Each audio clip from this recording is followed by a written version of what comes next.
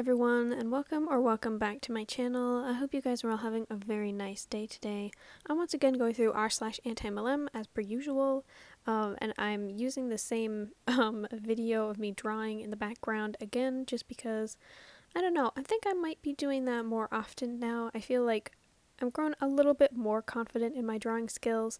I'm not 1000%. I know that there's a lot that needs improvement, but I feel like it's more pleasant to look at than just kind of grainy meme pictures. But let me know what you think in the comments, if you think that I should continue drawing, or if you think I should continue using meme pics, or, you know, a bit of both. But anyways, let's just hop right into r/antiMLM, the stuff that I gathered this week from the subreddit. And I post this on here, and it's tagged with Young Living. 13 milliliter Young Living essential oils, 4 15ml Young Living oils, and 6 roll-ons plus a cute case. Individual cost is $1,080, asking $300 OBO for all. Most are brand new, only open to smell. A few had a few drops used but are still like 3/4 full. Prefer to sell all together, but will consider smaller sets. Nothing wrong with them, just not being used. I feel really bad for this person because just the oils themselves separately are just so expensive to buy directly from the company, and you know that this is not their entire stash of oils. Like, they probably, if they're involved in Young Living, they have a lot of other oils, I'm sure, kicking around the house that they use on a day-to-day basis. And so it does make me pretty sad to know that somebody has sunk, obviously, a lot of money into this company. Ketone's Hun TikToks about not getting her luxury vehicle, and it's tagged with "prove it." Crying cause we've been saving up for a big down payment on this car, and we found out that the bank won't approve us for any luxury vehicle. So we won't be getting a car from Ketones after all. We made this right before we found out. We don't need a luxury vehicle though, just frustrating because we're having no luck with finding a house either. So this is people's advice/questions in the comments of that video.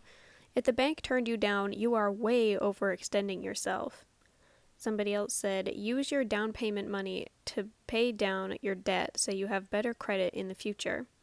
I just don't get why people need a car so expensive. Afford it or not, it's insane. Take your $30,000 down payment and just buy another car?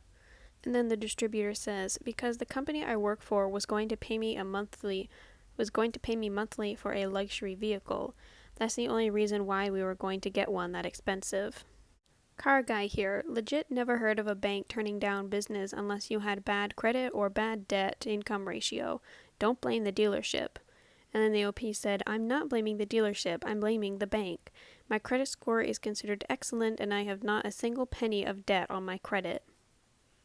I'm having a hard time with both right now too, girl. Keep working on your credit if that's the issue. It takes time, but it's worth it. I don't think my credit is the issue anymore. It's 750. I think that's decent, right? It's just the fact that we've never had a big car loan before. And then in the Reddit comment section, high credit score and no debt must mean you don't have the income required for a luxury vehicle. And then someone responds, bingo, exactly my thoughts as well, in addition to her tax returns. Her net profit is probably a lot less than her gross income. Either that or there's some other issue with her taxes that she isn't going to share over social media. And somebody else responds, this is most likely the case. Of course, it could be any number of issues. I've seen people turned down for small loans with 800 plus credit and a 6-figure net. Sometimes the bank just doesn't want to deal with it or is in a precarious position behind the scenes. Either way, this is a little odd. And honestly, I agree. This is a weird situation. I mean, I guess I'm glad that the distributor had the foresight to at least save up for the car instead of just depending on the company to, you know, give her those monthly allowances if she hits the certain points she's supposed to in prove it. But that's still kind of strange. I would assume that there's probably something that she's not sharing on social media that could affect this situation. Either that or, like the first comment said, she probably just doesn't make enough money to be, considered allowed, I guess, to put a loan out for a vehicle like that. I don't know. It's very weird, and I don't know enough about loans and credit scores to offer any new information about it, but this is kind of strange. Just found out my therapist is a Beachbody Hun. I'm in therapy for an ED recovery, mostly orthorexia, and in an effort to stop tracking calories in MyFitnessPal, she wants me to start using the Beachbody color-coded portion containers. Is this bad or alarming? She promises me it will help. Also, she claims I do not have an ED, I simply have OCPD that manifests itself with restriction and obsession over clean eating. To me and my family, my behaviors sound like an ED. Confused is an understatement. Also, she mentioned Shakeology and how wonderful it is. I roll. What the fuck? This sounds to me very alarming. I'm, full disclosure, I am not a therapist. I'm not a professional. But just as an outsider who is, looking in on this seems very concerning, and I would get a new therapist as soon as possible, because offering portion controllers to somebody with an ED potentially, or even with somebody who has a problem with over controlling their food consumption, does not sound like a good idea to me. Like, just adding more control to an overly controlled situation when that's not... This is all kind of coming out wrong, but I think you know where I'm going with this. This does not sound like it will help, and even if they weren't offering Beachbody, I still feel like that would be unhelpful.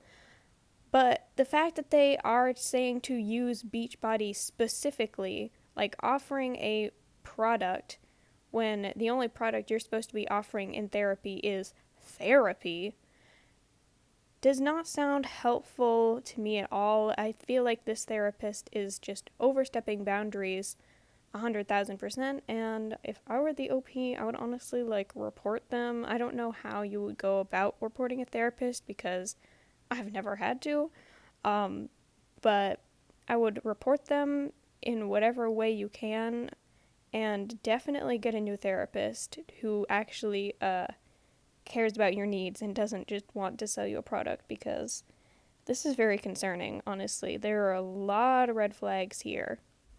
I was fooled by a Beachbody Hun. So I moved back to my hometown where I have no community at all.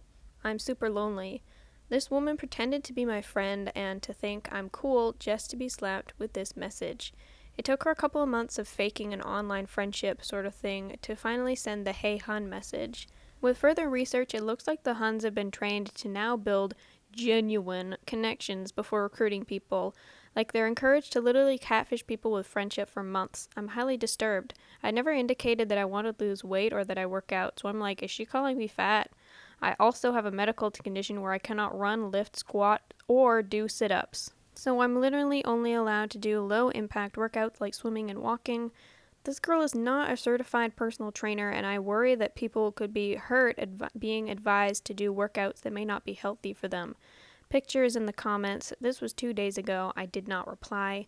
My husband was sad for me. I was going to ask her to have a play date soon, with a sad emoji.